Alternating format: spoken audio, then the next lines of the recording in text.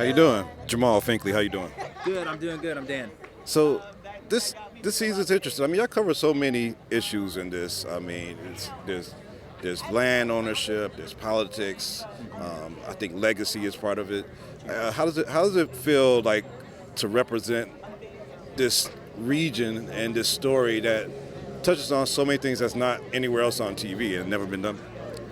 I think you hit on something right there. There's nothing else like this show, and so I can thank Tori Hall for bringing this to light, because everybody deserves to get their story told, represented. And obviously, living in a country like ours where it's the most diverse country in the world, there are so many stories to tell. So thank you to Tori Hall for helping bring that. But at times it is overwhelming, but it's also, I just feel grateful to be a part of something as impactful, as groundbreaking as P-Valley. So I'm just excited to be here. I feel like your character's a little bit villainous, and I want to know is it fun to be able to play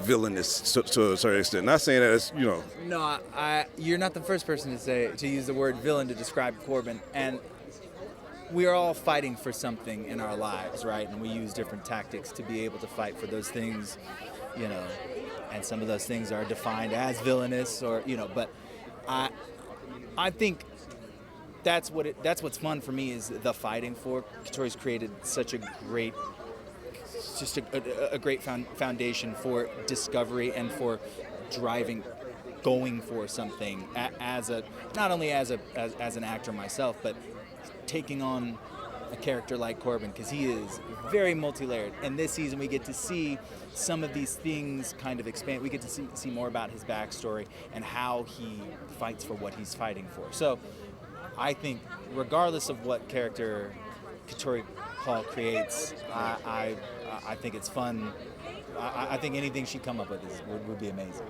So for the audience, a lot more is revealed about Corbin, but I wonder, like, when you take on that character, did you already know this full backstory, or does the writer room develop other stuff about it that you have to take on? Like, when you go into it, do you know everything about your character? Or are you learning just as an audience, so to speak? Do you know everything about yourself? No.